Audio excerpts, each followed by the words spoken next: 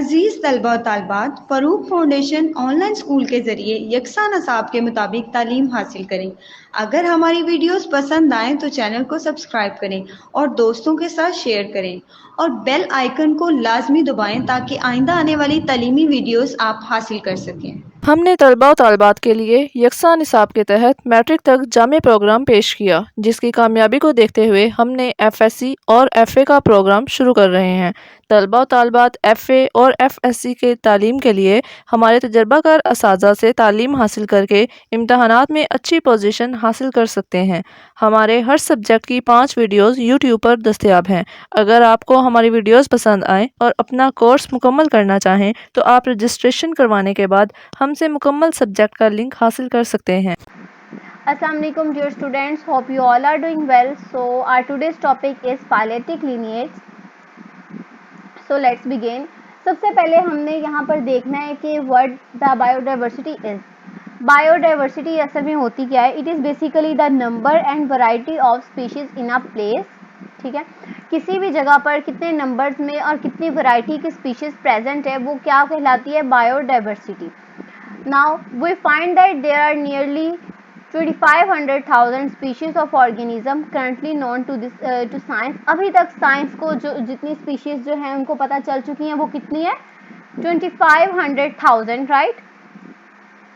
More than half of these are insects, जिनमें से आधी क्या है हमारे पास? इंसेक्ट्स. इंसेक्ट्स की परसेंटेज क्या है हमारे पास? 53.1. And another 17.6 are the vascular plants, जिनमें से 17.6 हमारे पास क्या हैं? Vascular plants. Animals other than insects are 19.9%. Other than insects जो हमारे पास एनिमल्स हैं वो इनकी परसेंटेज क्या है? 19.9. And 9.4 are fungi, algae, protozoa and various prokaryotes. This list is far from being complete. Various careful estimates put the total number of species between 5 and 30 million. Out of these, only 2.5 million species have been identified. अभी तक जो है total हमारे पास कितनी number of species हैं?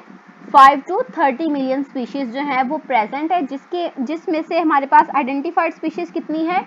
2.5 million species. जैसा कि मैंने आपको ऊपर भी बताया, ये इतनी स्पीशीज जो है, ये नंबर ऑफ स्पीशीज जो है ये अभी तक identified and known to science है. ठीक है, मतलब कि साइंस इन स्पीशीज का पता लगा चुकी है, जबकि 5 to 30 मिलियन स्पीशीज प्रेजेंट है, अभी ये डिस्कवर नहीं की गई, इनका पता नहीं लगाया गया, right. Now the life today has come into existence through phyletic lineage or evolving populations of the organisms living in the remote past. Evolutionary changes often produces new species and then increases biodiversity. अब वो अच्छा पहले हम पढ़ लेते हैं that what the phyletic lineage is.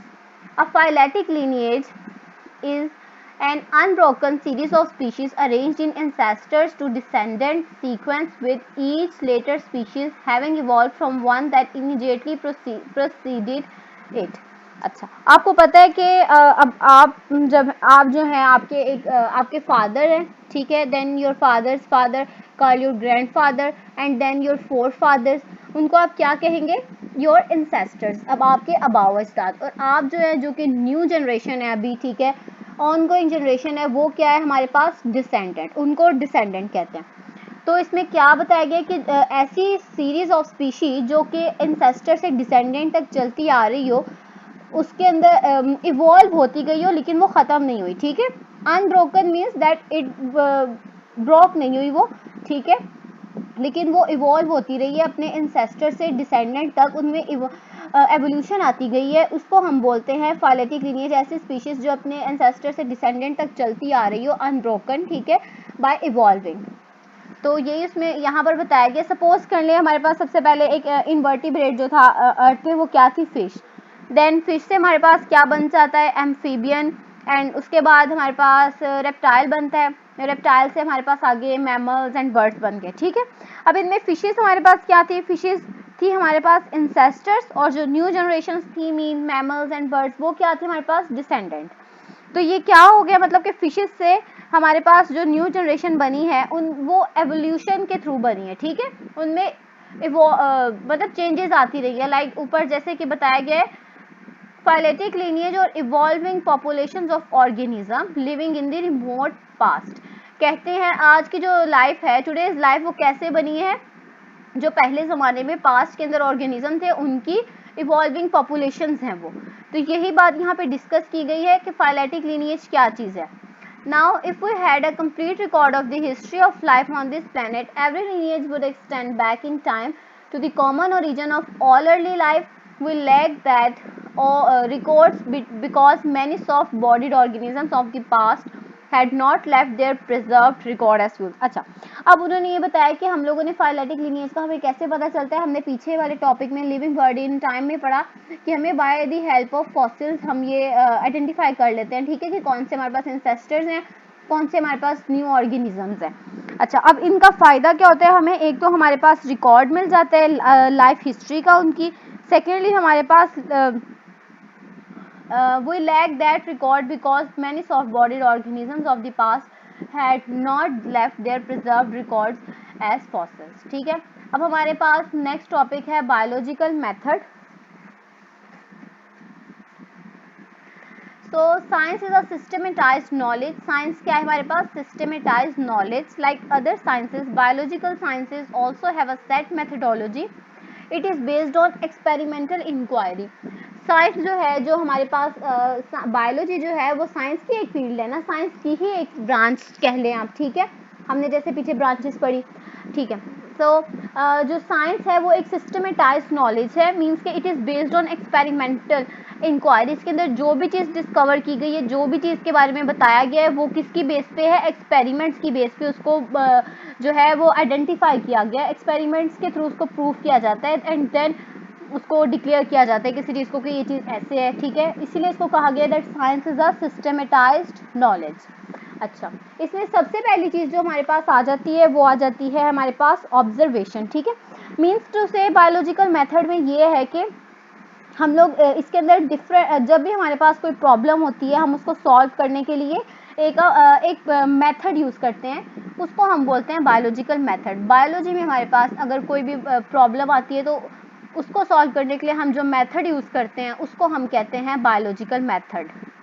अब इसमें सबसे पहली चीज़ हमारे पास क्या आती है, हमारे पास आती है ऑब्जर्वेशन। ऑब्जर्वेशन क्या होता है, बेसिकली मुशाहिदा, जो चीज़ आप सिंपली ऑब्जर्व करते हैं। It always begin with the chance observation. कहाँ से शुरू होता है biological method, with your observation, ठीक है। आपने पढ़ा होगा जैसे वो न्यूटन की फर्स्ट लॉ ऑफ न्यूटन की लॉ ऑफ ग्रेविटी है, ठीक है, कि मीन्स हुआ क्या था तब कि न्यूटन बैठा हुआ था और एक एप्पल आकर ऊपर से गिरता है, तो वो देखता है कि ये एप्पल क्यों गिरा है नीचे, ठीक है, किस बेस पे वो नीचे क्यों आया, ऊपर क्यों नहीं गया। तब हमारे पास ग्रेविटी जो है डिस्कवर, मतलब ग्रेविटी को उसने प्रूव किया कि अर्थ के अंदर एक special type of force present है, ग्रेविटी, जिसकी वजह से जो है हर चीज़ जो है वो अर्थ के सरफेस के ऊपर की तरफ जो है पुल होती है, ठीक है। तो उसने फिर बेसिकली ये बताने का मकसद क्या था कि उसने सबसे पहले क्या की थी, ऑब्जर्वेशन की थी, एक चीज़ को ऑब्जर्व किया था। अब observations are made with 5 senses. Observation जो है वो हमारी 5 सेंसेस पे बेस करती हैं, या तो हम एक हमारी 5 सेंसेस कौन सी है, vision, hearing, smell, taste and touch. जैसे मैंने आपको न्यूटन की बात बताई है, वो जो उसने ग्रेविटी का बताया था, उसने सबसे पहले क्या किया था, विजन, अपनी आंखों से विजन की सेंस को यूज़ करते हुए एक ऑब्जर्वेशन बनाई थी, राइट। तो हमारे पास सबसे पहली चीज़ इसमें ऑब्जर्वेशन आती है, और ऑब्जर्वेशन किन चीज़ों पे बेस होती है, 5 सेंसेस को यूज़ करके हम अपनी ऑब्जर्वेशन कायम कर सकते हैं, कोई मुशाहिदा कायम कर सकते हैं। कौन सी observation, vision, hearing, smell, taste and touch, ठीक है, depending upon their functional ability. Now अब हमारे पास जो ऑब्जर्वेशन है वो दो तरह की होती है, एक होती है हमारे पास qualitative observation and the second one is the quantitative observation. Qualitative आपको जैसे कि as its name indicate quality, qualitative means quality, जैसे इसके अंदर एक वर्ड है क्वाली, इससे आपको पता चल जाएगा that it basically tells us about the quality of something. And quantitative, इसके अंदर जैसे फर्स्ट वर्ड इसका है क्वांटी, मीन्स क्वांटिटी के बारे में हमें बताती है। क्वालिटेटिव ऑब्जर्वेशन जो है वो हमें इंफॉर्मेशन देती है अबाउट द क्वालिटी, ठीक है, एंड क्वांटिटेटिव जो है वो हमें अबाउट द क्वांटिटी बताती है, ठीक है, मतलब कि नंबर्स में, फिगर्स में हमें किसी चीज़ का बताती है। Quantitative observation have accuracy over qualitative as in the former variables are measurable and are recorded in terms of number. Quantitative जो है वो ज़्यादा एक्यूरेट है एज कम्पेयर टू क्वालिटेटिव, ठीक है, बिकॉज इसके अंदर जो वेरिएबल्स हैं वो मयरेबल्स होते हैं, उनको मयर कर सकते हैं, मैंने आपको जैसे बताया नंबर्स में, and are recorded in terms of numbers, और उनको नंबर्स की बेस पे हम रिकॉर्ड कर सकते हैं। An observer organises observation into data form and gives the statement as per experience and background knowledge of the event. This statement is called as hypothesis. अच्छा, अब जब हमारे पास, अच्छा पहले तो क्वालिटेटिव क्वांटिटेटिव का मैंने आपको बता दिया, ठीक है, कि क्वांटिटेटिव जो है वो ज़्यादा एक्यूरेट होती है एज कम्पेयर टू क्वालिटेटिव। अब सपोज कर लें आपके पास एक ग्लास ऑफ वाटर है, ठीक है, तो अगर मैं आपको बताऊं that I have 5 glass of water, तो मैं किस चीज़ को बता रही हूँ, क्वांटिटेटिव को बता रही हूँ। अगर मैं कहूँ कि जो उसके अंदर पानी है वो ठंडा है, गर्म है, तो मैं क्या बता रही हूँ, क्वालिटेटिव चीज़ के बारे में बता रही हूँ। अच्छा, अब जब एक साइंटिस्ट जो है ऑब्जर्वेशन, हमने एक साइंटिस्ट की बात कर लें, उसने एक ऑब्जर्वेशन, ठीक है, बनाई, उसने किसी चीज़ को ऑब्जर्व किया, फिर जब वो अपनी ऑब्जर्वेशन को यूज़ करते हुए एक इंफॉर्मेशन कलेक्ट करता है, एक उसको मतलब अपनी ऑब्जर्वेशन को एक डाटा की फॉर्म में कन्वर्ट करता है, किसकी बेस पे, अपने एक्सपीरियंस और उस चीज़ के बैकग्राउंड नॉलेज को समझते हुए, उसको हम क्या कहते हैं, हाइपोथेसिस। हाइपोथेसिस बेसिकली जब आपकी ऑब्जर्वेशन को हम डाटा फॉर्म में कन्वर्ट कर देते हैं, like an observer organises observation into data form, जब किसी ऑब्जर्वेशन को हम एक डाटा फॉर्म में कन्वर्ट कर देते हैं ना, उसको हम बोलते हैं hypothesis, which is the tentative explanation of observation. Tentative means that it is a temporary observation, ठीक है, मतलब कि वो परमानेंट नहीं है, वो चेंज हो सकती है, it is temporary, right. Now at this stage you should look at the ways of devising hypothesis.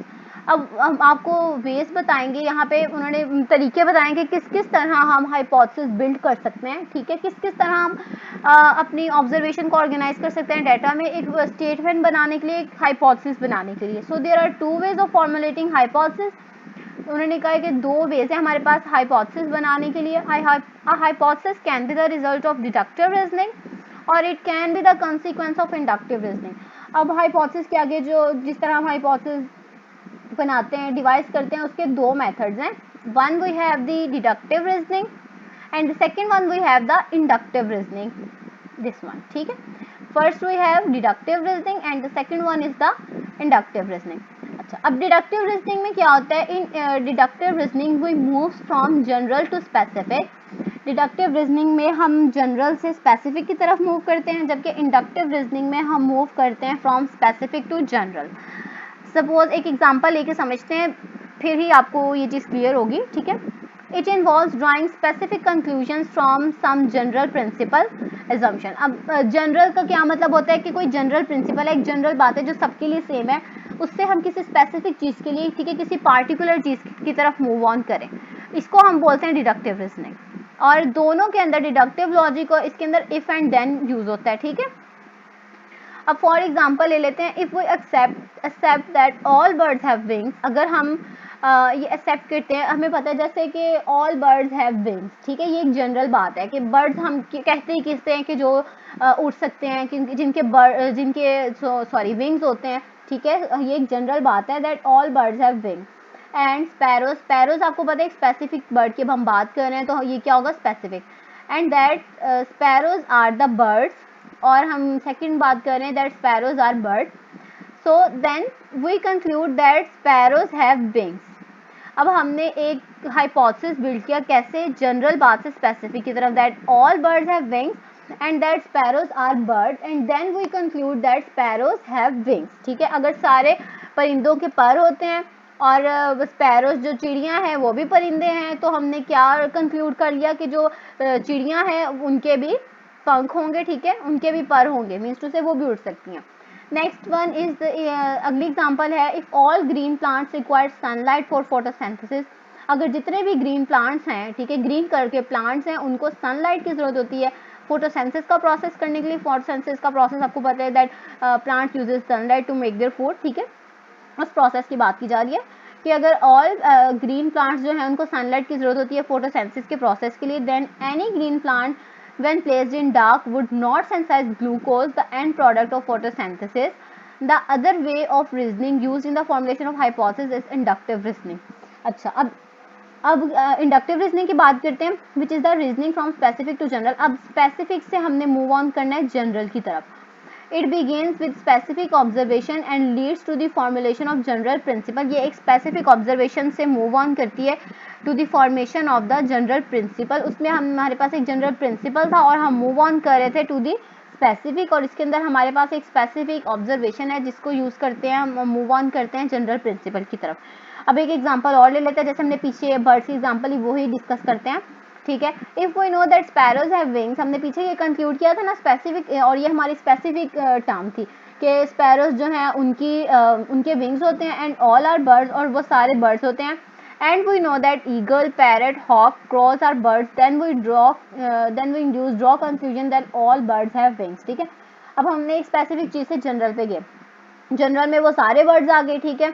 मतलब कि अगर स्पैरोज के विंग्स हैं और वो बर्ड्स हैं तो तो फिर क्या होगा कि जितने भी बाकी बर्ड्स हैं like eagle, parrot, hawk, crow, ये भी बर्ड्स हैं तो उनके भी क्या होंगे, विंग्स होंगे। So the science also therefore uses inductive methods to generalise from specific events. Science जो है वो यूज़ करती है मतलब कि यहाँ फिर बायोलॉजिकल मेथड में हम दोनों मेथड्स को यूज़ कर सकते हैं, कोई भी हाइपोथेसिस बिल्डअप करने के लिए, कोई भी हाइपोथेसिस ड्रॉ करने के लिए, डिडक्टिव बेशक वो हो या फिर वो इंडक्टिव हो, ठीक है। नाउ ये अब हमारे पास कुछ और मेथड्स दिए गए हैं जिनको यूज़ करके हम हाइपोथेसिस को कंक्लूड कर सकते हैं, हाइपोथेसिस को ड्रॉ कर सकते हैं, जिसके अंदर फर्स्ट वन है इंट्यूशन और इमेजिनेशन, ठीक है। Second one is the aesthetic preference, third one is the religious और philosophical ideas, fourth one is the comparison and analogy with other processes, fifth one is discovery of one thing while looking for some other things। अब ये जैसे last वाला है, इसमें बताया गया कि हम किसी चीज़ की डिस्कवरी कर रहे हैं, सपोज और हमारे पास कोई और चीज़ डिस्कवर हो जाती है, इस तरह भी हमारे पास एक हाइपोथेसिस आ जाएगी, क्योंकि वो हम एक्सपेरिमेंट से कंक्लूड कर रहे हैं ना, और अपने बैकग्राउंड नॉलेज से हमारे पास कोई चीज़ आई है तो उसको हम क्या कहेंगे, hypothesis. These ways can also sometimes form basis for scientific hypothesis. Hypotheses, as you already know, are subjected to rigorous testing. Rigorous testing means कि hypothesis जब हमारे पास कोई आती है, हमने ऊपर पढ़ा, it is the tentative explanation of observation. Tentative मैंने आपको बताया था that it is the temporary जो है स्टेटमेंट है, ठीक है। ये परमानेंट नहीं है हमारे पास, ये मतलब कि इसको हमने कह नहीं दिया कि यही है, ठीक है। उसको हम फिर क्या करते हैं, हाइपोथेसिस जब भी हमारे पास कोई आती है उसको हम टेस्ट करते हैं, अगेन एंड अगेन उसके ऊपर हम टेस्ट परफॉर्म करते हैं, फिर हमारे पास जो है फाइनल रिजल्ट आता है। So repeated exposure of a hypothesis to possible falsification increase scientist confidence in hypothesis when it is not falsified. So any hypothesis that is tested again and again, अब हमारे पास एक हाइपोथेसिस आ गई, वो hypothesis हमें नहीं पता वो गलत भी हो सकती है या सही भी हो सकती है, ठीक है। तो हम क्या करते हैं, उस हाइपोथेसिस को फर्दर टेस्टिंग परफॉर्म करते हैं, उसके ऊपर हम अगेन एंड अगेन, ठीक है, बार बार टेस्ट परफॉर्म करते हैं, और फिर जब वो गलत साबित नहीं होती, वो मतलब कि किसी भी साइंटिस्ट से कोई भी साइंटिस्ट उसको गलत प्रूव नहीं कर पाता, तो हम उस हाइपोथेसिस को क्या बोलते हैं, that it is a theory. तो हम उसको किसका नाम देते हैं, that it is a theory, क्योंकि एक हमारे पास ऑब्जर्वेशन थी, सबसे पहले हमने उसको स्टेटमेंट में कन्वर्ट किया, ठीक है, डेटा फॉर्म में कन्वर्ट किया, जिसको हम हाइपोथेसिस कहेंगे, ठीक है। फिर उसके ऊपर हमने फर्दर टेस्टिंग की और फिर भी वो बात हमारे पास ठीक रही कि ये बात ठीक है, ये बात मतलब गलत नहीं है, तो हम उसको क्या बोलेंगे, that it is a theory. यही बात यहाँ पे पढ़ते हैं, that any hypothesis that is tested again and again without ever being falsified is considered well supported and generally accepted. फिर उसको एक्सेप्ट कर लिया जाता है, कोई भी हाइपोथेसिस जिसको अगेन एंड अगेन टेस्ट किया और वो गलत साबित ना हुई हो, ठीक है। So this may be used as the basis for formulating further hypothesis, और उसको यूज किया जाता है फर्दर हाइपोथेसिस को फॉर्मुलेट करने के लिए, ठीक है, फर्दर हाइपोथेसिस ड्रॉ करने के लिए। So there is soon a series of hypotheses supported by the results of many tests. तो फिर जो हमारे पास एक सीरीज ऑफ हाइपोथेसिस होती है जिसको जो कि बहुत फिर लास्ट पे हमारे पास जो हाइपोथेसिस आती है जिसपे हमने बहुत ज़्यादा टेस्ट परफॉर्म किए हों, ठीक है, और फिर भी वो जो रिजल्ट्स हैं उसको सपोर्ट कर रहे हो, तो उसको हम क्या बोलते हैं, एज आई टोल्ड यू, उसको हम फिर बोलते हैं that it is a theory which is called as theory. So a good theory, अब आगे थ्योरी की बात करते हैं। A good theory is predictive and has explanatory power. जो एक गुड थ्योरी होती है वो प्रेडिक्टिव होती है, और and has a greater explanatory power, और वो किसी मतलब कि जो हमारे पास थ्योरी होती है वो एक्सप्लेन कर रही होती है पूरी स्टेटमेंट को क्लियरली, ठीक है। One of the most important features of the good theory is that it may suggest new and different hypothesis. एक बहुत इंपॉर्टेंट फीचर है गुड थ्योरी का, जिससे हमें पता चले एक गुड थ्योरी क्या है वो, कि दैट ये हमारे पास हमें न्यू और different that it may suggest new and different hypothesis. अच्छा, इसमें इसको अब मैं आपको बताती हूँ सिंपल कि थ्योरी के दो टाइप्स हैं हमारे पास। एक है predictive theory as mentioned here, one is the productive theory, ठीक है। ये दोनों गुड थ्योरी के फीचर्स भी हैं और हम इसको टाइप्स भी बोल सकते हैं, ठीक है। हमारे पास थ्योरी या प्रेडिक्टिव हो सकती है या प्रोडक्टिव हो सकती है। अगर वो प्रेडिक्टिव है means it has the greater explanatory power, और अगर प्रोडक्टिव है मीन्स के इसको हम यूज़ करके और हाइपोथेसिस को जो है ना वो भी प्रोड्यूस कर सकते हैं, राइट। और उसको फर्दर टेस्टिंग परफॉर्म करके उसको हम बोलते हैं productive theory, as its name indicate that it produce new hypothesis, right. अब चलते हैं नेक्स्ट हमारे पास क्या है। However even in the case of productive theory the testing goes on. अब हमारे पास जो प्रोडक्टिव थ्योरी है उसके केस में उन्होंने कहा है कि अगर हमारे पास एक प्रोडक्टिव थ्योरी भी आ गई ना, उसके ऊपर टेस्टिंग हम लोग करते रहते हैं। ये नहीं कि उस पर टेस्टिंग स्टॉप हो जाएगी। हम ये नहीं कहते कि हमारे पास थ्योरी बन गई है तो हमने टेस्ट ही परफॉर्म नहीं करने, मीन्स के ये बात ठीक है, ठीक है। इट मे बी रॉन्ग, ठीक है। In fact, many scientists take it as a challenge and exert even greater efforts to disprove the theory. होता क्या है फिर जब एक गुड थ्योरी हमारे पास फॉर्मुलेट हो जाती है, लाइक प्रोडक्टिव थ्योरी यहाँ पे लिखा गया है, साइंटिस्ट क्या करते हैं उसको एज अ चैलेंज ले लेते हैं, अब ठीक है, और बहुत ज़्यादा एफर्ट्स करते हैं कि हम इस थ्योरी को डिसप्रूव कर सकें, इस थ्योरी को गलत साबित कर सकें। उसका मतलब बेसिकली ये नहीं होता कि उसको गलत साबित करना है, असल में ये चीज़ देखना होता है कि ये जो चीज़ बताई गई है ये करेक्ट भी है या नहीं, ठीक है। So if our theory survives this skeptical approach and continue to be supported by experimental evidence, it becomes a scientific law. ठीक, अब जो हमने पीछे थ्योरी हमारे पास आई थी, साइंटिस्ट ने क्या किया उस पर फर्दर जो है वो टेस्टिंग की, उसको डिसप्रूव करने की कोशिश की। लेकिन अगर फिर वो थ्योरी सर्वाइव कर जाए, मीन्स अगर फिर से वो थ्योरी उनसे गलत साबित ना हो सके, उनके एक्सपेरिमेंट्स के बावजूद भी वो थ्योरी जब हमारे पास ठीक रहे, ठीक है, करेक्ट रहे, तो हम उसको क्या बोलते हैं, that it is a scientific law.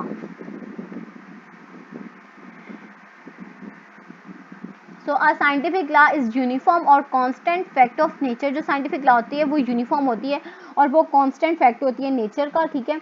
It is virtually and irrefutable theory. Biology is short in last because of elusive nature of life. इसके अंदर दो एग्जांपल्स हैं नीचे बताई गई examples of biological laws are Hardy Weinberg law. एक हमारे पास law है, हमारे पास जो लॉ है वो है हार्डी वेनबर्ग लॉ, और दूसरा क्या है, Mendel's law of inheritance.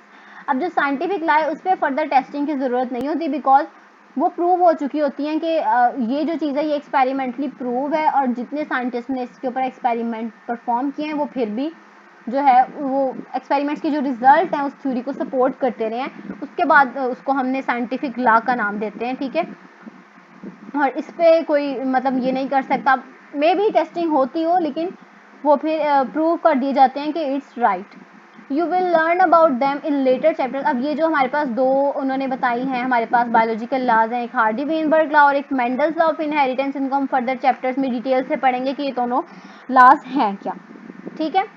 You can see that laws are even more general than theories and afford answers to more complex questions. Therefore, there are relatively few laws in biology. अब हमारा जो next topic है biology and the service of mankind will discuss in our next lecture. अब हम देख लेते हैं कुछ important objectives and short question related to our today's topic. So अब हमारे पास ये फर्स्ट पे आ जाता है ऑब्जेक्टिव, कुछ देख लेते हैं। First one is the tentative explanation of observation. हमने पीछे किस चीज़ को बोला था, that it is the tentative observation explanation of observation. Tentative temporary चीज़ कौन सी थी, लॉ थी, थ्योरी थी, हाइपोथेसिस थी या डिडक्शन। हमने हाइपोथेसिस को बोला था that it is the tentative explanation, तो हमारे पास इसका करेक्ट आंसर क्या है, हाइपोथेसिस। सेकेंड वन हमारे पास है percentage of animals other than insects among the non species of organisms is. ये फाइलेटिक लिनेज में जहाँ पे आपको total number of identified species का बताया गया था, उसके अंदर एक्सप्लेन किया गया था कि कितने नंबर ऑफ स्पीशीज जो है उनको हमने एनिमल्स की बात की है, ठीक है। Percentage of animals other than insects, insects के अलावा जो एनिमल्स की परसेंटेज थी। वो हमारे पास कितनी थी, वो हमारे पास थी 19.9। इसको एक दफ़ा दोबारा से कंफर्म कर लेते हैं। Okay, yes, animals other than insects are 19.9. so the okay, ये अभी स्किप कर दें।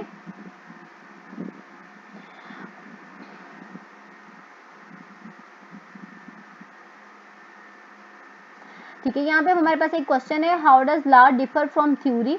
इसके अंदर दो लॉज हैं, सॉरी, उन्होंने पूछा है कि एक जो लॉ जो है हमारे पास वो थ्योरी से कैसे डिफरेंट हो सकती है। तो फर्स्ट हमारे पास है थ्योरी। थ्योरी क्या है, series of hypothesis supported by the results of many test. जैसे हमने पीछे पढ़ा कि थ्योरी कब बनती है, जब हमारे पास एक हाइपोथेसिस आता है, ठीक है, और हम उस पर डिफरेंट टेस्टिंग परफॉर्म करते हैं और उसके बाद भी वो फॉल्सिफाइड साबित नहीं हो सकती, तो हम उसको क्या कहते हैं, थ्योरी का नाम देते हैं। सो अ गुड थ्योरी का क्या बताया था, अ good theory is predictive and has explanatory power. Second में क्या है, productive theory. A good theory which suggests new and different hypothesis is called as productive theory. Good theory जो कि डिफरेंट हाइपोथेसिस को जनरेट करे उसको क्या कहेंगे, प्रोडक्टिव थ्योरी। नेक्स्ट हमारे पास है साइंटिफिक लॉ। उन्होंने कहा कि लॉ जो है वो थ्योरी से कैसे डिफरेंट होता है, तो हमने लॉ का बताया था कि जो लॉ है वो यूनिफॉर्म है और कांस्टेंट फैक्ट है नेचर का, ठीक है, फितरत का कांस्टेंट फैक्ट है। It is virtually an irrefutable theory. If theory survives this skeptical approach and continue to be supported by experimental evidence, it becomes theory scientific law। Sorry, जैसे मैंने पीछे बताया कि दो एग्जांपल्स भी हमने पीछे लास्ट पैराग्राफ में पढ़ी, that one is the Hardy-Weinberg law and second one is the Mendel's law of inheritance, right? Next we have the question, what is the deductive and inductive reasoning। Deductive और inductive reasoning में क्या difference है। जब भी आपने paper में difference लिखना है तो आपने सेंटर पार्टीशन करके ही लिखना है, राइट, इससे डिफरेंस भी क्लियर हो जाता है। डिडक्टिव रीजनिंग क्या थी, जिसमें हम स्पेसिफिक से जनरल की तरफ जाते थे, और इंडक्टिव रीजनिंग जिसमें जनरल से स्पेसिफिक प्रिंसिपल की तरफ जाते थे। नो, यस, ठीक है, स्पेसिफिक से जनरल की तरफ जाते थे और इंडक्टिव में क्या करते थे हम लोग, जनरल से स्पेसिफिक की तरफ जाते थे। एग्जांपल्स वही मैंने यहाँ पे बर्ड वाली लिखी हुई है, ठीक है। Next question is the what is define the phyletic lineage. Phyletic lineage हमारे पास क्या है, a phyletic lineage is unbroken series of species arranged in ancestor to descendant sequence with each later species having evolved from one that immediately present before it। ये phyletic lineage का answer है। So this is all about today. Thank you so much. Allah Hafiz.